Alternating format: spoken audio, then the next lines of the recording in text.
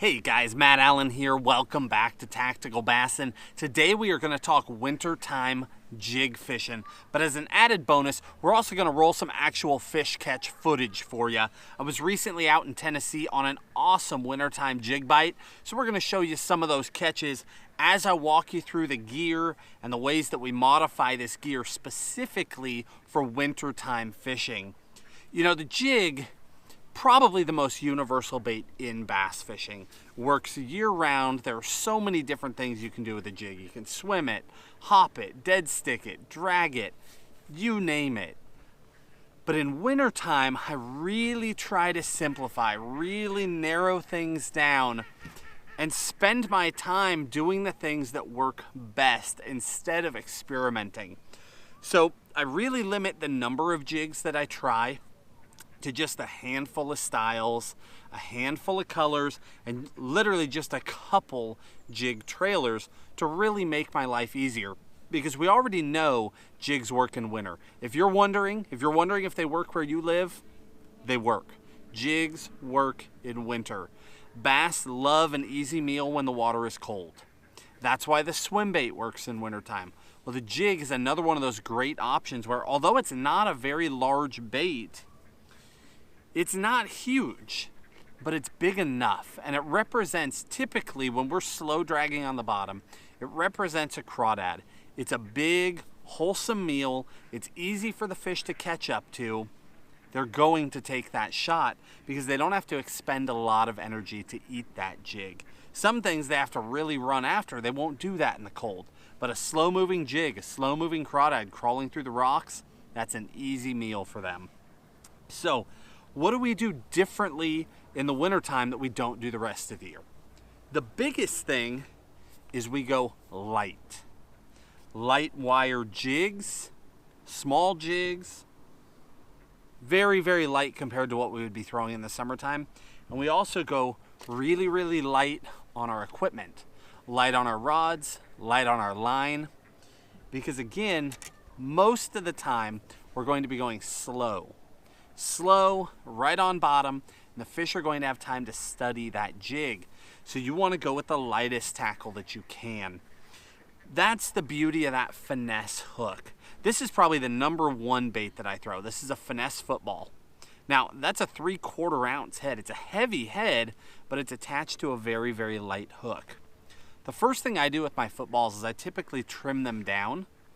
I just pull everything down. Wintertime. Now, we get really complex with our trimming of the skirts. Sometimes we do all sorts of different things. But for today, I'm going to keep it really, really simple. So if you just pull that skirt down about even with the end of that hook, I take that and I'll just cut it off.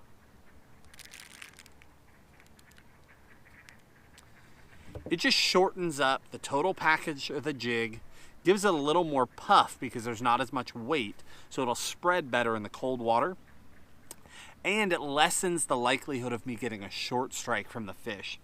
So that heavy football, that's my #1 winter jig, no question, and I'm going to pair that up typically with a double tail grub, but I have 2 different trailers that I use, and in fact, let's look at those right now. One is going to be a double tail grub. Typically, an old Yamamoto double tail. They come in a 4-inch and a 5-inch, and I pair those depending on the size of the jig. If it's a smaller jig, really compact, I use a 4-inch. If it's a little bit bigger, I use a 5-inch, just so it balances well, that's all. The other bait is going to be a smallie beaver, the smallest size of the Reaction Innovations beaver. Those are the 2 baits. The double tail tends to have really good movement. Even in frigid cold water, it will still have some action. And that's one thing you have to understand in the wintertime. The water is cold. You know that. Well, that cold water impacts the actual plastic, the actual bait. So a lot of baits that have great action in the summertime, you put them in cold water, 30-degree, high 30s into the 40s, and all of a sudden the action's dead. They don't kick anymore. They don't do anything. That double tail grub is one of the few that will still kick and have good action in that cold water, and that's why I use it. Now, we used to use pork a lot as well. That used to be my 3rd trailer, but pork chunks, unfortunately, are all but gone. They're all but off the market. It's just a sign of the times. It's gone away. It is what it is. So we're down to these 2 trailers. But that's how that jig is going to look with that double tail grub on there. Swims really well. If you're hopping it or popping it, you get good flutter, good movement.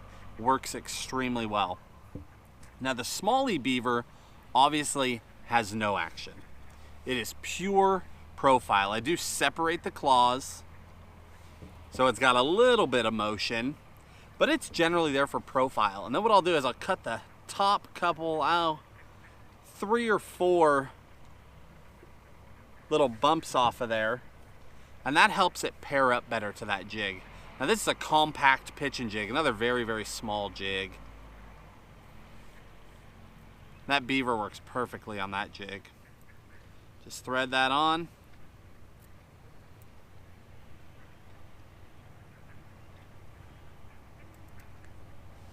And if you feel like the skirt is too long, if it's impeding the action, what I'll do is I'll cut that down as well. So just flip it over. Now I'm just gonna cut this skirt off. I lay everything forward and I cut this one off so that my front strands, the longer strands, end up matching the shorter back strands.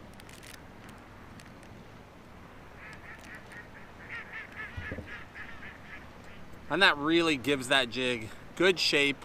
Again, good presence in the water. It'll open and puff, and it matches that trailer a little bit better. The skirt's not overwhelming that trailer. Now this style jig, I'm typically going to just be dragging that on the bottom. That's all I'm gonna do, just slow pulling it on the bottom, because it's all about presentation. It's all about look, not about action. So it's got that crawdad profile to it, but not a lot of action. The only 2 other jigs that I really use are gonna be a casting jig, which is something that I started using last year. A little bit different hook shape, a little bit lighter hook. But the reason why I use it is exactly that. It's that lighter hook. This is that Supermatt brown color. That's one of my colors. Been throwing it for years and years and years. It's a lot like a peanut butter and jelly, but it's more of a cinnamon, purple, green pumpkin. General universal color, works everywhere. Now down in the video description, I'll link you the trailers, the jigs, and give you some color recommendations as well as the rods. We haven't got to that yet, but we'll link you all the gear so you don't have to try and figure this out. But that casting jig is another good option. Again, just because of that light wire hook. And then the last but not least is a little finesse jig. Round ball head, again, very, very light wire hook. I keep stressing light wire. I want you to understand the reason that I go light wire is that I can go lighter with all of my equipment. The rod can be lighter, the line can be lighter. That gets you more bites, because wintertime is not typically a time where you're going to be getting bit constantly. It's a time where you're really grinding it out and you're just looking for the right bites. And the jig, again, like a swim bait, is a bait that will get the right bites. It may not get a ton, so you need to stay focused. You need to fish lighter line so that you do get the bites, but stay focused. When you get bit, it's typically gonna be those really, really good winter fish. So 4 jigs, 2 trailers, it's that easy. And then just a handful of colors that help me adapt to varying conditions. And really, if you're only fishing on one body of water, you can probably figure out exactly which 1 or 2 colors you need. You probably don't even need 3 or 4 or 5. Now onto rods. The 2 rods that you're gonna see me using in these clips throughout the video, one is a Megabass. It's an Orochi. It's a 7'5". What do they even call the model? It's the Extreme Mission Type F. Paired it with a Chronarch MGL. Now here's the important part. I wanted to run braid because you have more sensitivity, you can hit the fish faster, but again, wintertime, cold water, I get nervous about not getting those bites. So I go with a really, really light braid. In this case, I'm fishing 20-pound braid, which also, the Extreme Mission Type F has very, very small guides on it. Extremely small guides. But with 20-pound braid to a lighter leader, I can pass through those guides no problem. So I'm using 20-pound braid to a 12-pound, in this case it was fluoro leader. I also use mono a lot, you guys know that. You can use either one. but in this case it was 12-pound fluoro. Again, it's a 7'5" rod, and I've talked to you guys a lot in the past about using rods that have a lot of give, a lot of flex when throwing a jig, because you can bury that hook. That part's not hard. You hit them hard, that hook is in there. The key is keeping that hook in there, and that longer rod with that extra load up keeps that hook pinned better, especially when you're using a heavier head, like a 3/4 ounce with a small hook. If you really load them up on a long rod with a lot of flex, even if they're head shaking or they come up and jump, it's very, very hard for them to fully unload that rod. And they cannot throw that hook until the rod unloads.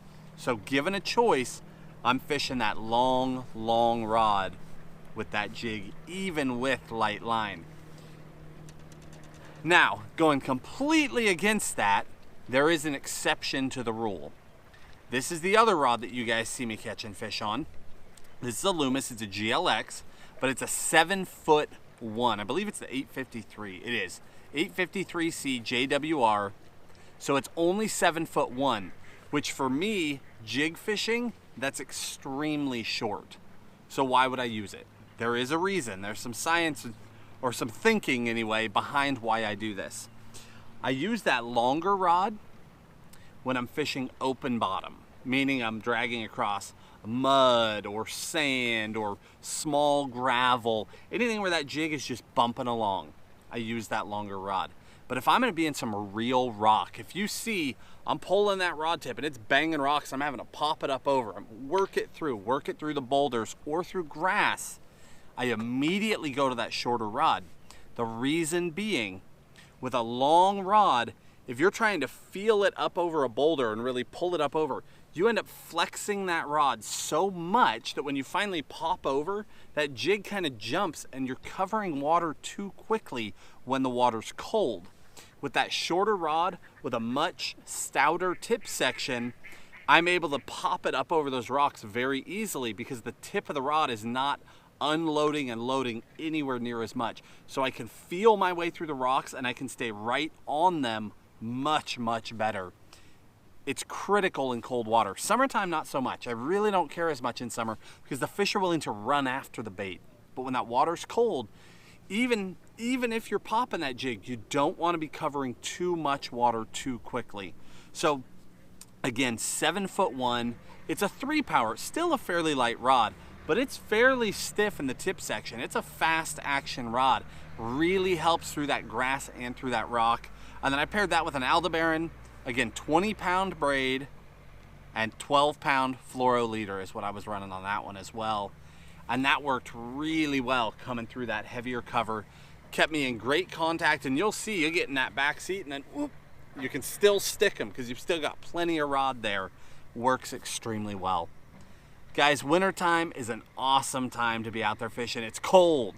Sometimes it's frigid. Your hands are numb. But it's that time of year where the little fish, they don't come out and play. This is the time of year where big bass come out. So if you've got the time and you're willing to get out there and get cold, this is a time of year where you can break your new personal best. You can be holding that picture of a giant, giant fish. It's a great time to do it. Don't be afraid to get out there in the cold. As long as you don't have iced over lake, throwing that jig is a phenomenal way to get that big, big bite. We wish you guys luck.